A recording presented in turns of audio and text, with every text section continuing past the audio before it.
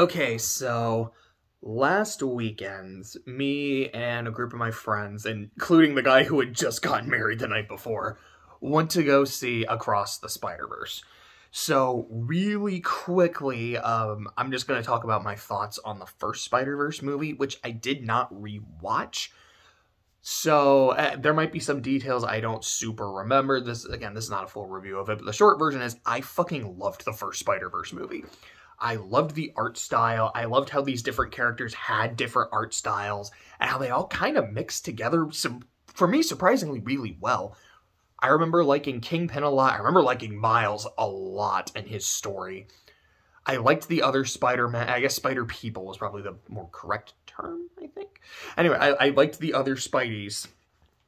The action was really good. Like, I just love how, with the art style of the movie, it just looked like a comic book come to life.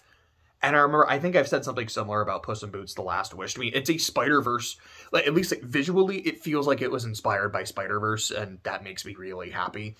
The soundtrack was fantastic. The What's Up Danger sequence is one of my favorite parts of the movie. I feel like most people would say that. It's just kind of one of my favorite things I've seen in an animated movie in quite some time. It's so good. But the reason I can't say it's for sure my favorite part of the movie is because the other things that really stuck out to me are the moments when the other Spideys talk about, this is what it means to be Spider-Man. Yes, we've heard it. With great power comes great responsibility. But the way they talked about it was a way I'd kind of never thought about it before. Not in the sense of like, yes, if you have the power to save people, you have a responsibility to do it.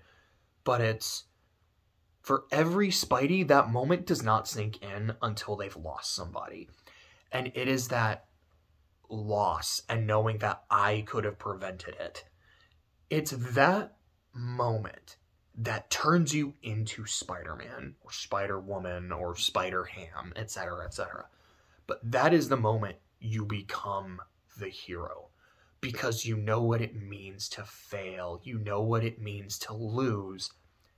And kind of like Batman when he puts on the cowl, I'm not going to let anybody feel what I felt on that day if I can do something about it. And I really like that. Excuse me. I feel like that's kind of really all I have to say about the first Spider-Verse. I just absolutely love it. I think it's a phenomenal movie.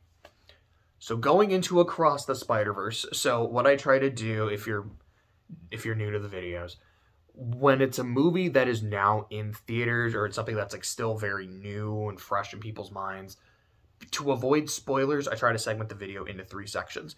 So there will be the non-spoiler section where I'll talk about the movie, and sometimes in either broad strokes or in ways where I'm just like talking about the music or the visuals without trying to give too much away. Mild spoilers, which is more about, let me talk about some of the set pieces, some of the character arcs, without going into the resolution or the climax. And then full spoilers, which is, now I'm going to talk about the climax, any late game twists, any major character deaths, if any, etc., etc. So, going into the non-spoiler section, let me just come out and say I fucking loved this movie. I adored it. I was having so much fun in the theater, sitting with my friends, and either just kind of grooving in my seat, being like, yo, this is a really good sounding song, marveling at just the character designs and how cool they looked. I was like, dude, like this, the back, I'll get into some of that shit here in a bit, but I loved it. I am probably just going to spend the rest of this video, I don't know how long it's going to be, 30 minutes, 20 minutes, whatever, just gushing about how great this film is. So am I really going to say anything that hasn't already been said? No, because everyone has been gushing about this movie. But, I mean, it is what it is. Like, what am I supposed to do? Be like, no, it is overrated, it's schlock, it's trash. No, because I don't agree with any of that. I walked out of the movie going, so Puss in Boots: The Last Wish might not be the best animated movie I've seen this year. Is this just the best movie I've seen this year? Probably. Like, damn, this was phenomenal. But going into some of the specifics, again, staying non-spoilery, like I was saying earlier, the soundtrack is great. It's one of those soundtracks where I cannot remember any of the songs that played off the top of my head. Like, you put a gun to my head and say, hey, hum a scene, like a song from Spider-Verse 2, I would just have to get shot. That being said, while the movie was going on, every time a new song played, I was like, oh, I'm fucking with this. This sounds really good. Sometimes I think I would kind of like move a little bit in my seat. Like, I feel this. Oh, this is really good. And a lot of the times the way it would like kind of sync up with the action or just like with the fucking web slinging and shit, I'm like, oh, this looks so good. This sounds so good. It's just every element coming together and kicking ass. Like, the OST is wonderful. Art and animation. Okay. I literally just have in my notes, art and animation are peak. And yeah, I stand by that. To me, what works, it's not just the visual style, which I like. It's not just how it like looks like a comic book to me in motion. It's how so many different art styles are blending together. So this is like the first action scene in the movie is fighting an alternate universe form of Vulture who looks like he's a Leonardo da Vinci drawing. He literally looks like he's made out of paper. And seeing him, and this is from Gwen's perspective, so it's in Gwen's universe, which, to me, it's a lot like Miles, except the backgrounds are a lot more fluid. There were times I was like, almost reminds me of watching Monogatari, with how, like, with Monogatari, it's more that the backgrounds can just kind of change, because both of them are, like, they change depending on, like, characters' emotions and what characters are talking about. In Monogatari, the background is a lot more fluid in terms of the actual stuff in the background, whereas in Spider-Verse, it's a lot more fluid in terms of the colors. And, like, if it looks more soft in its color palette and the way it's painted, or if it actually can look more aggressive. I think that was especially in Gwen's universe, is like, that's just kind of its visual style, is the evolving backgrounds, and I loved that shit. But yeah, the Paper Vulture is something that really stuck out to me. Spider-Punk, and just the way he moves, like the way his body is like constantly kind of moving, like it's, how did it really look to me? Like it's kind of like a little electric-y, which makes sense, he's got like an electric guitar. It looked like, to me, like, it looked very newspapery. Like, here's a new, like, an electric newspaper that someone is constantly flipping through. That's maybe not doing it justice. Maybe I'm not really explaining it well. I'm probably not, but, like, that's kind of how Hobie looks to me. And, like, fuck, he looks cool.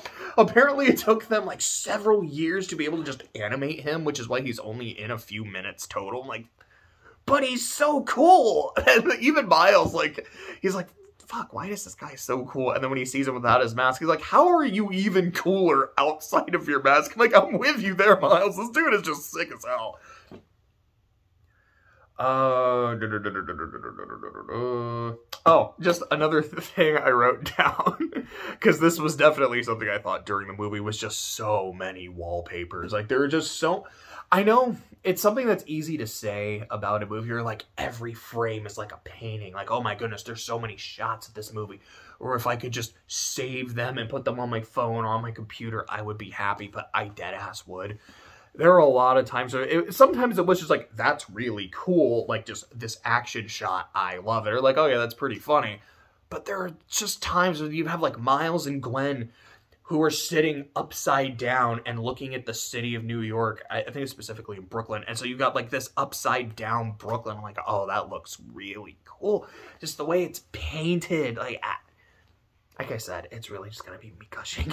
I'm not going to offer a whole lot of substance. It's just the movie looks really pretty. Like, I did not see the first movie in theaters. I watched it on a computer on Netflix, and I thought, this looks incredible. So when the second one came out, I was like, well, I have to see it because the first one was amazing, but I have to see it because I want to see it on the big screen.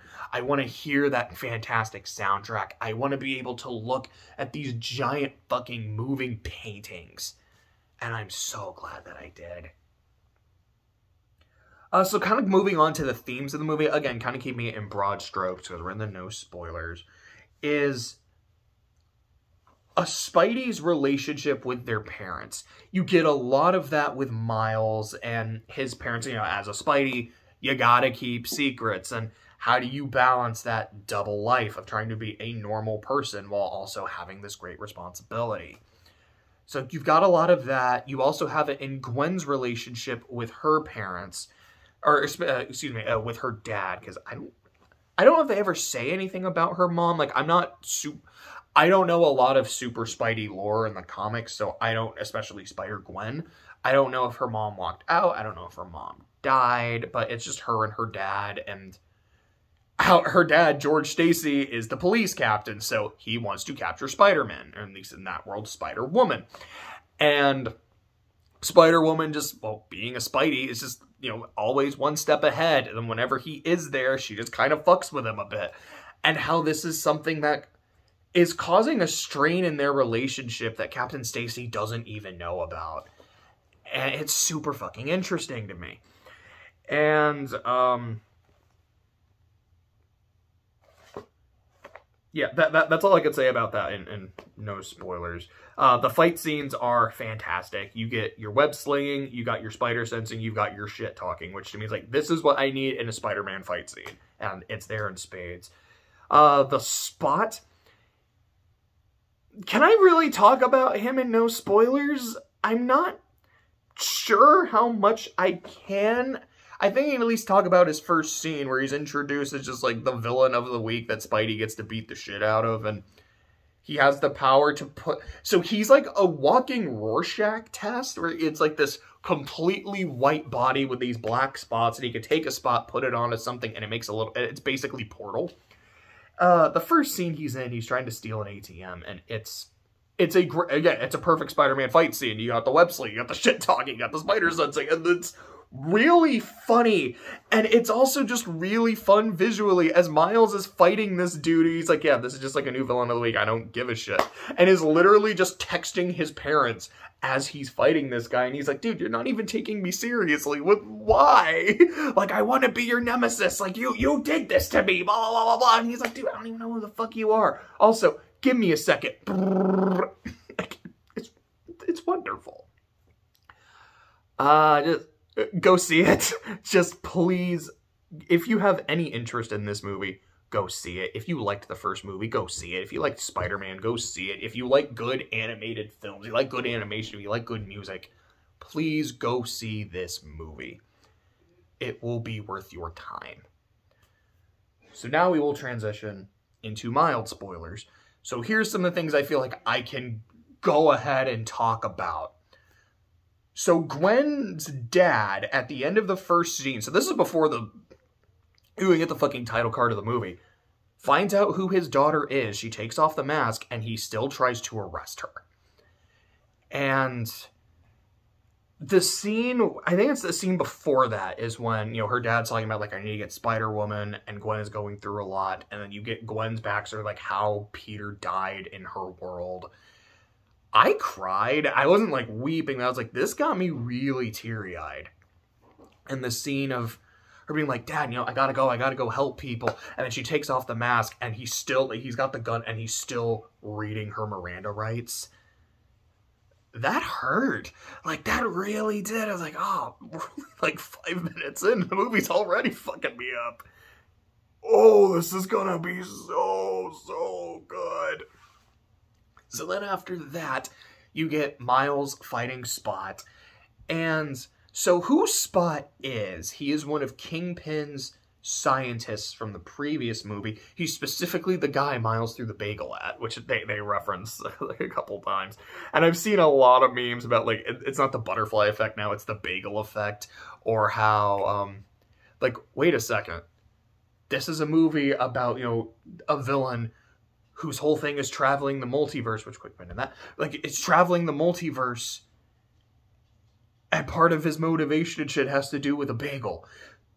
How has this happened twice? Because if you haven't seen Everything Everywhere All at Once, one of my favorite movies of all time, I absolutely love it. Mwah. Fucking 12 out of 10 stars. Anyway, if I take the pen out, so Spot's thing, like I said, is he can throw a spot, and he can go, it's like a portal. This, what he ends up realizing, it allows him to travel the multiverse, and, like, the more universes he goes to, and the more, like, every time he, yeah. So the way he got his powers was when the Collider blew up at the end of the first movie, he was in the room, and this is what fucked him up. So he can go into other worlds, go to their colliders, and essentially just keep getting stronger and stronger. And I love the idea that they took the villain of the week, the joke character, who is aware that he is a joke character, wants to be something better, and as the character, like as the protagonist, gets stronger, so does the villain. And by the end of the movie, he is a real fucking genuine terrifying threat. And even his design, like it's this white body, like with all the like little black spots. You're like, oh, it's kind of cool, but also kind of goofy. By the end, he's like this giant black shadow with like this one white spot. You're like, oh, that's a great fucking image. I love this so much. He's so cool. Excuse me. So then, going into some of the universes that we see in the movie, again, keeping it mild, we get Miles' universe, Gwen's universe. Spot goes to the live-action Sony universe, and he talks to Mrs. Chen from the Venom movies, which I haven't seen. So, like, I was like, okay, this is a live-action character, so this is probably someone from these movies, and I looked it up later. But there was a few people in my theaters who just immediately started laughing and had a reaction. It's like, okay, like, this is a recognizable character then. This is not cool to me because I just don't get it. But this is probably something that's really cool to a lot of other people. Then we go to Mumbaiton. I don't remember exactly what it was, but it's Mumbai, India, fused with Manhattan. And our Peter there, I believe his name was Patir, is an Indian Peter Parker. I was like, this is really cool. Like, I like this guy. There's this great moment where, like, they do some shit. And he's like, well, look, another day saved for Spider-Man. And then the other three Spideys are like, no, you can't say that shit. And then a big-ass fucking explosion happens. I loved it. I thought he was really cool. And then just after that, you go to the, like, Spider-Man of the Future universe. And this is, like, Spidey headquarters, where you've got... I'm just gonna list a bunch of cameos. This is not all of them. There are a lot of fucking Spideys. And yes, there is a point where they all just... No pun intended. But where they all just start pointing at each other. And it's... The Spider-Man point is such a stupid meme, and I love it so much. It's like, I can't explain why I find it so funny. I just... I just love it. So when they've got like 1,000 Spideys just doing this, like the fucking Mexican standoff scene from The Office, it just does it for me. But some of the ones that I noticed, I was like, oh, I actually get that one. Or something I was like, I've never heard of this character before, but I gotta shout them out because this was really cool. So you have Spider Bite, which is a Spidey who is like, it's like a girl in her room with a VR headset, but her avatar is the one doing all the cool Spider-Man shit. I was like, that's really cool. I liked her. Peter Parked Car, which is just literally a fucking sentient car. It's like, hey Peter, can you transport these guys? And there's a little thing in the corner of the screen saying Peter Parked Car. I was like, oh gosh, this is fantastic. You have Spider-Man from the Sony game, specifically still voiced by Yuri Lowenthal. And I was like, that's awesome. You get the spectacular Spider-Man from the cartoon. There's a part where you get to see Tobey. You like, not in person, I'm like, that's Tobey Maguire.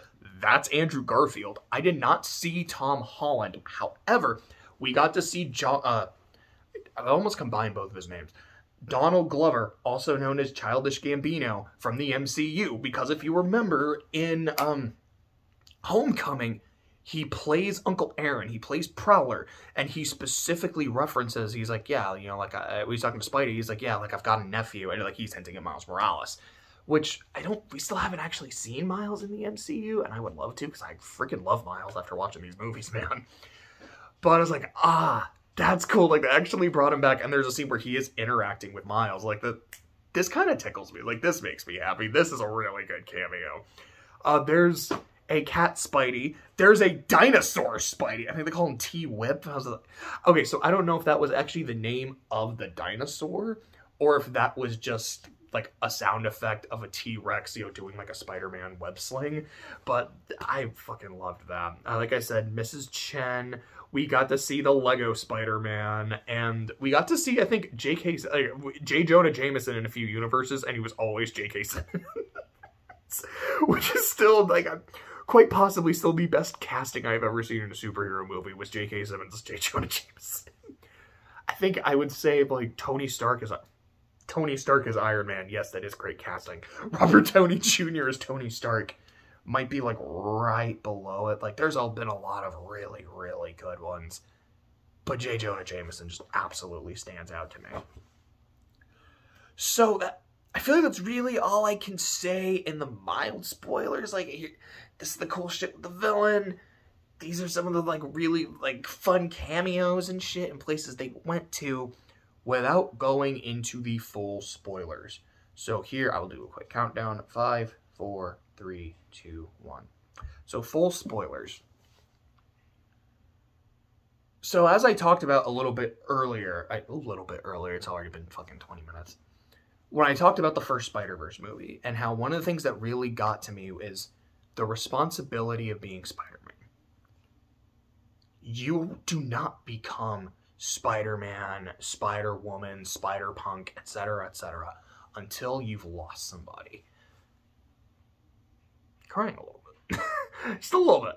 Just a little bit. Because, like, it's... For whatever reason, it's just, like, that concept really breaks my heart. I mean, for whatever reason. It's because of how fucking sad it is. But it's like, that is the moment you become Spider-Man. Which is why I like No Way Home so much. Like, this is the moment where Tom Holland became Spider-Man. You get it in the first two movies, and in a sense, like, they kind of, like, his Uncle Ben had already died, so in a sense it was, and they kind of tried to make Tony Stark his Uncle Ben, and it worked, but it's not like Tony really died on his watch, so it doesn't super work. But in No Way Home, when he loses Aunt May, I probably should have tried to say spoilers for that movie too. I'll try to make a note of it, like I spoiled No Way Home. It's like when he loses his Aunt May and she tells him, you know, great power, great responsibility. It's like, okay, this is now him becoming Spider-Man. In this movie, they have a term for that. They refer to it as a canon event, or like, these are moments that if you are bitten by that radioactive spider, like if you have the chance to become a Spidey, these are things that are going to happen. If you have an Uncle Ben, he is going to die.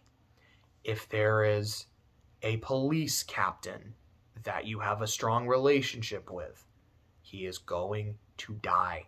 There are so many Spideys who have lost George Stacy.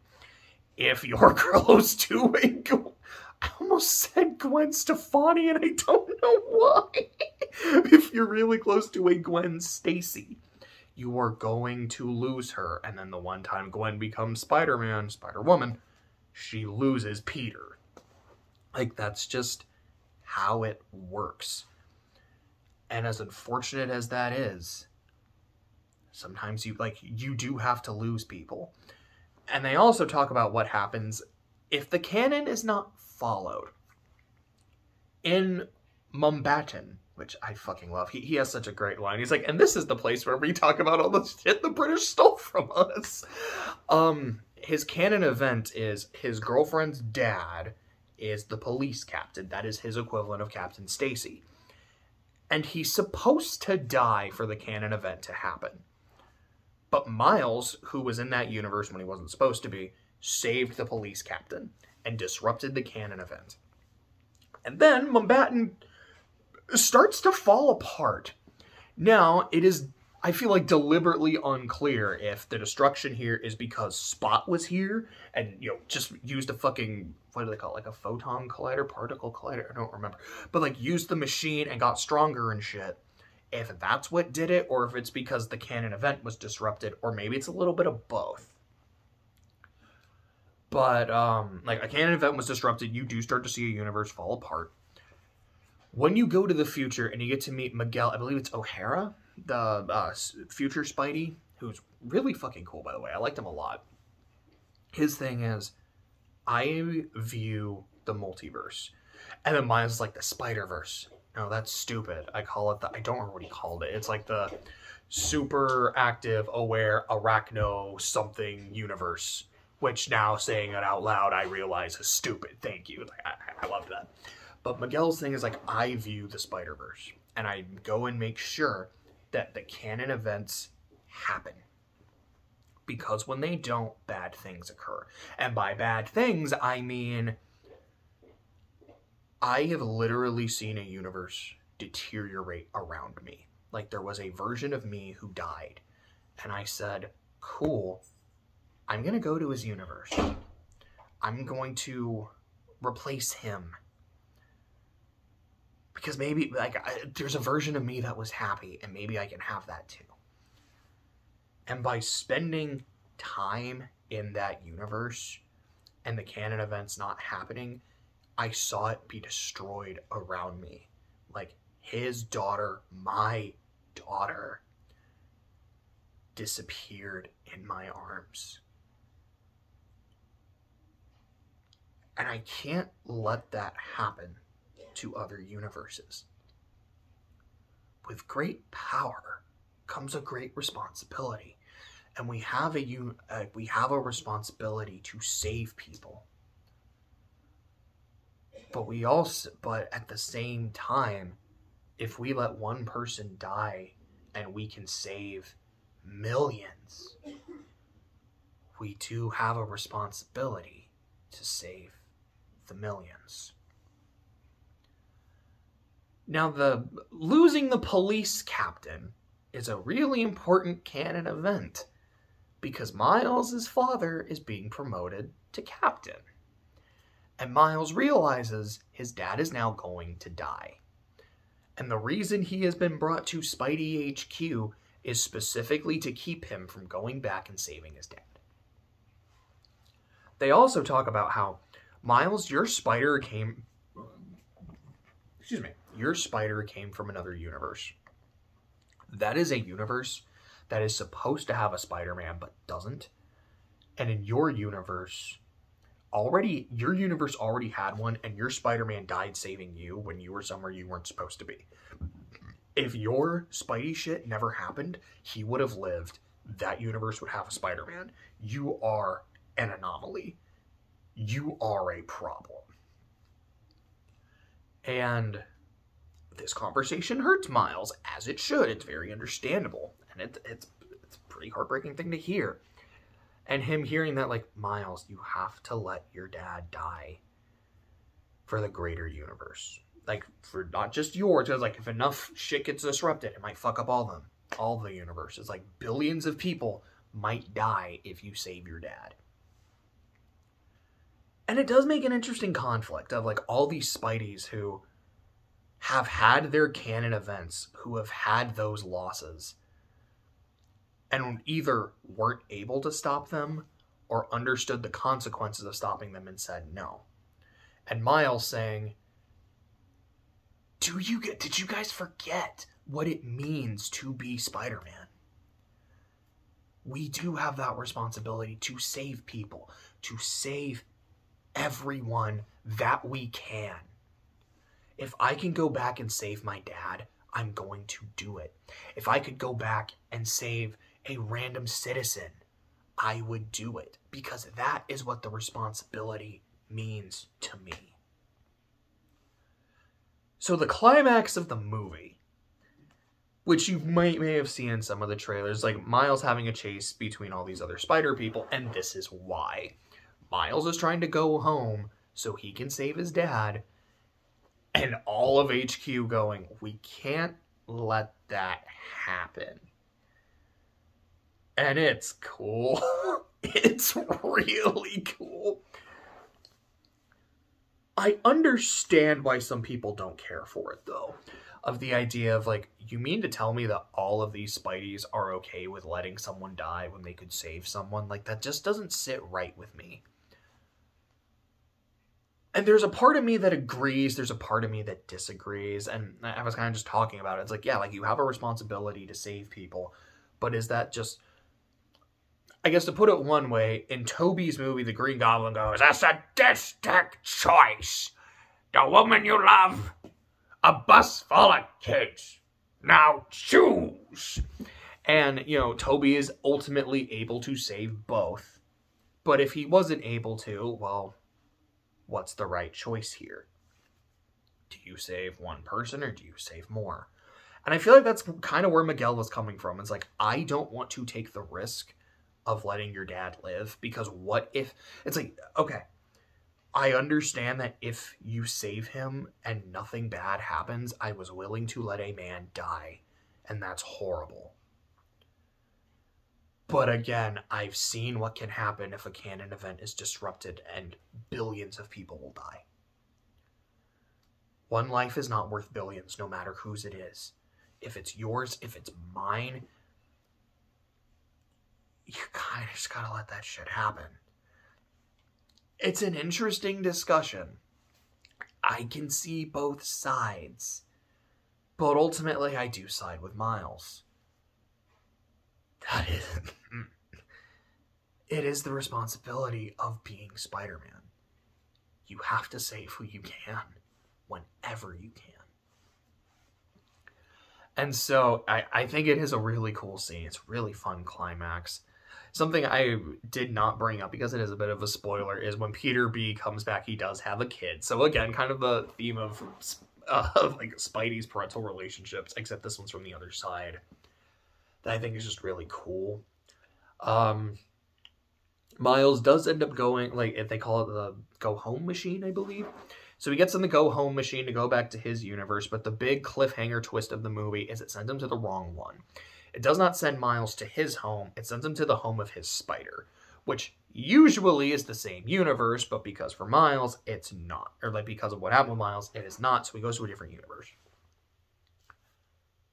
The universe he goes to, his dad is dead, his uncle Aaron is still alive, and the Miles of his universe became the Prowler. So it ends with Miles getting captured and about to escape, meeting his other self, and like, oh, this is really cool. Oh, I can't fucking wait to see the shit where this goes. I am excited. That happens. Spot is just getting more and more powerful, and he talks about it. He's like, yeah, Miles, like, you took everything from me. Like, because of that accident, like, I don't have, like, a human body anymore. I can't hold down a job. Like, I lost my family. I lost everything, and I'm going to take that from you. So Spot's going to try and kill his dad. And Gwen goes home, is able to reconcile with her own dad, which also got me really fucking emotional. And then she gets her own small team of Spideys to go help Miles stop Spot and stop Miguel. So I believe her team, it was, I don't remember if I saw Hobie there, but Hobie is like, he is a homie of there, but it's like Gwen, Peter B, Spider-Ham, Penny, Noir, who really aren't in this movie, but it seems like they show up at the very end, so it seems like they're going to be homies in the next movie. Patir, Parker, maybe Hobie was there, and I just don't remember him. There might have been like one other, but essentially it's kind of like the homies from the last movie, the homies from this movie are going to join with Gwen to help Miles. I feel like that's pretty much it. Yeah, that's pretty much it. I love it. I really do. And again, I am kind of conflicted over so many Spideys being willing to let someone die, but it does make sense to me if I'm being honest. The animation is phenomenal. The just artwork is phenomenal. The soundtrack is phenomenal. I think the voice acting is phenomenal. It's one of those movies where, again, it's like Puss in Boots. Everything worked. And even the thing that doesn't 100% work, I can still feel like I get it. It's good with me. I haven't seen it a second time. I kind of really want to see it a second time. When the third movie comes out, barring something crazy, I'm probably going to go see it day one. If not, I'll see it opening weekend for sure. I am so excited for the next movie. This was, to me, this was a masterpiece. I walked out, like I said, going like, this is amazing. No pun intended for, Spider-Man. It's like, this is amazing. I loved it. I love basically everything about it. 10 out of 10, 11 out of 10, 12 out of 10, blah, blah, blah. If you've seen it, I hope you loved it as much as I did. If you haven't seen it, please go do so.